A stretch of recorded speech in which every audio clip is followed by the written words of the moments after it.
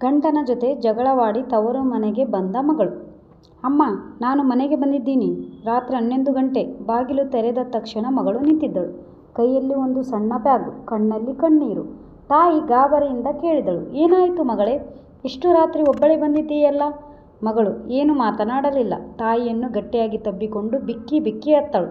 ಅಮ್ಮ, ನಾನು ಇನ್ನೂ ಆ ಮನೆಗೆ ಹೋಗಲ್ಲ ಎಂದಳು. ಆಗ ತಾಯಿಯ ಹೃದಯ ನಡುಗಿತು. ಮದುವೆಯಾಗಿ 3 ವರ್ಷವಾಗಿತ್ತು. ಗಂಡನ ಮನೆಯಲ್ಲಿನ ಸಣ್ಣ ಪುಟ್ಟ ಜಗಳಗಳು ದಿನೇ ದಿನೇ ದೊಡ್ಡದಾಗಿದ್ದವು. ಗಂಡನ ಮಾತು, ಅತ್ತೆಯ ನಿರೀಕ್ಷೆಗಳು, ತನ್ನ ಮಾತಿಗೆ ಬೆಲೆ ಇಲ್ಲದಿರುವ ನೋವು ಎಲ್ಲವೂ ಸೇರಿ ಅವಳ ಮನಸ್ಸನ್ನು ಮುರಿದು ಹಾಕಿತ್ತು. ಆ ರಾತ್ರಿ ನಡೆದ ಜಗಳದ ನಂತರ ನೀನು ಇಲ್ಲೇ ಇರಬೇಕೆಂದೇನೂ ಇಲ್ಲ, ಹೋಗು ಎಂಬ ಗಂಡನ ಮಾತು ಅವಳ ಕಿವಿಯಲ್ಲಿ ಮತ್ತೆ ಮತ್ತೆ ಕೇಳಿಸುತ್ತಿತ್ತು. ತಾಯಿ ಅವಳ ತಲೆಯನ್ನು ಸವರಿ ಕೇಳಿದಳು, ಮಗಳೇ, ನಿನಗೆ ಅಲ್ಲಿ ತುಂಬ ನೋವಾಗಿದೆಯಾ? ಆಗ ಮಗಳು, ಹೌದು ಅಮ್ಮ. ಹಾಗಾದರೆ ಮೊದಲು ನೀನು ನೆಮ್ಮದಿಯಾಗಿ ಮಲಗು. ನಾಳೆ ಏನಾಗಬೇಕು ಅಂತ ಯೋಚಿಸೋಣ. ಮರುದಿನ ಬೆಳಗ್ಗೆ ತಾಯಿ ಮಗಳಿಗೆ ಒಂದು ಕಪ್ ಕಾಫಿ ಕೊಟ್ಟು ಪಕ್ಕದಲ್ಲಿ ಕುಳಿತಳು.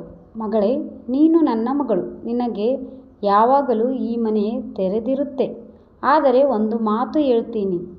ಮಗಳು ತಾಯಿಯ ಮುಖ ನೋಡಿದಳು. ಕೋಪದಲ್ಲಿ ತೆಗೆದುಕೊಂಡ ನಿರ್ಧಾರ ಜೀವನವನ್ನೇ ಬದಲಾಯಿಸಬಾರದು. ನಿನ್ನ ನೋವು ನಿಜ, ನಿನ್ನ ಕಣ್ಣೀರು ಕೂಡ ನಿಜ. ಆದರೆ ಸಮಸ್ಯೆಗೆ ಪರಿಹಾರ ಬೇಕು, ಕೇವಲ ದೂರವಾಗುವುದು ಅಲ್ಲ. ಮಗಳು ಮೌನವಾಗಿದ್ದಳು. ತಾಯಿ ಮುಂದುವರಿಸಿದಳು, ನಿನ್ನ ಗಂಡ ನಿನ್ನನ್ನು ಗೌರವಿಸದಿದ್ದರೆ, ನಿನ್ನ ಮೇಲೆ ಹಿಂಸೆ ಮಾಡಿದರೆ ಅದನ್ನು ಸಹಿಸು ಅಂತ ನಾನು ಹೇಳಲ್ಲ. ಆದರೆ ಕೇವಲ ಅಹಂಕಾರ, ತಪ್ಪು ಅರ್ಥ, ಮಾತಿನ ಜಗಳ ಆಗಿದ್ದರೆ ಒಮ್ಮೆ ಇಬ್ಬರು ಕುಳಿತು ಮಾತನಾಡಿ ನೋಡು. ತಾಯಿ ಆಡಿದ ಆ ಮಾತು ಮಗಳ ಮನಸ್ಸಿಗೆ ತಟ್ಟಿತು. ಆ ದಿನ ಸಂಜೆ ಗಂಡನೇ ತನ್ನ ಹೆಂಡತಿಯ ಮನೆಗೆ ಬಂದ, ಅಂದರೆ ತನ್ನ ಅತ್ತೆಯ ಮನೆಗೆ ಬಂದ. ಅವನು ಬಾಗಿಲ ಬಳಿ ನಿಂತು ನಿಧಾನವಾಗಿ ಹೇಳಿದ, ಅತ್ತೆ, ನಾನು ಅವಳನ್ನು ಕರೆದುಕೊಂಡು ಹೋಗಲು ಬಂದಿಲ್ಲ. ಮೊದಲು ಕ್ಷಮೆ ಕೇಳಲು ಬಂದಿದ್ದೇನೆ. ಮಗಳು ಅವನ ಕಡೆ ನೋಡಿದಳು. ಆ ದಿನ ಕೋಪದಲ್ಲಿ ಹೋಗು ಅಂತ ಹೇಳಿದ್ದು ನನ್ನ ದೊಡ್ಡ ತಪ್ಪು. ನೀನು ನನ್ನ ಹೆಂಡತಿ ಅಂತ ಮಾತ್ರ ಅಲ್ಲ, ನನ್ನ ಜೀವನದ ಸಂಗಾತಿ ಅನ್ನೋದನ್ನು ಮರೆತಿದ್ದೆ. ಆಗ ಮಗಳ ಕಣ್ಣಲ್ಲಿ ಮತ್ತೆ ನೀರು ತುಂಬಿತು. ನನಗೂ ತಪ್ಪಾಗಿದೆ. ನಿಮ್ಮ ಮನೆಯಲ್ಲಿ ಎಲ್ಲರೂ ನನ್ನನ್ನು ಅರ್ಥ ಮಾಡಿಕೊಳ್ಳಬೇಕು ಅಂತ ನಿರೀಕ್ಷೆ ಮಾಡಿದ್ದೆ. ಆದರೆ ನಾನು ಕೆಲವೊಮ್ಮೆ ಮಾತಿನಲ್ಲಿ ಮಿತಿಮೀರಿದ್ದೆ. ತಾಯಿ ಇಬ್ಬರನ್ನು ನೋಡುತ್ತಾ ಹೇಳಿದಳು, ಮದುವೆ ಅನ್ನೋದು ಗೆಲ್ಲುವ ಯುದ್ಧ ಅಲ್ಲ. ಇಬ್ಬರು ಸೋಲಲು ಸಿದ್ಧರಾದಾಗ ಮಾತ್ರ ಸಂಬಂಧ ಗೆಲ್ಲುತ್ತದೆ.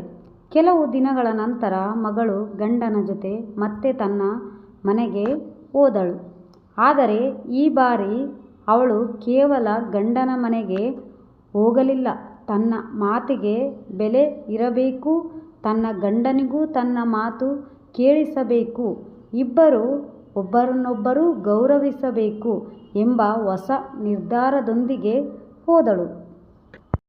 ತಾಯಿ ಬಾಗಿಲಲ್ಲಿ ನಿಂತು ಮಗಳನ್ನು ನೋಡುತ್ತಾ ಮನಸ್ಸಿನಲ್ಲಿ ಹೇಳಿಕೊಂಡಳು, ಮಗಳನ್ನು ಗಂಡನ ಮನೆಗೆ ಕಳಿಸುವುದು ಸುಲಭ, ಆದರೆ ಅವಳಿಗೆ ಆತ್ಮಗೌರವದಿಂದ ಬದುಕಲು ಕಲಿಸುವುದೇ ನಿಜವಾದ ತಾಯ್ತನ.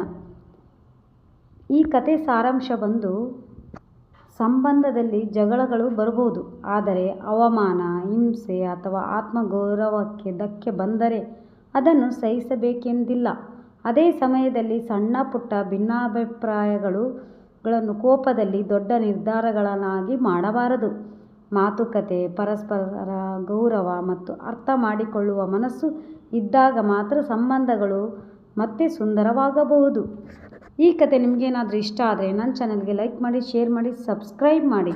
ಪ್ಲೀಸ್ ಸಪೋರ್ಟ್ ಮಾಡಿ. Thanks for watching.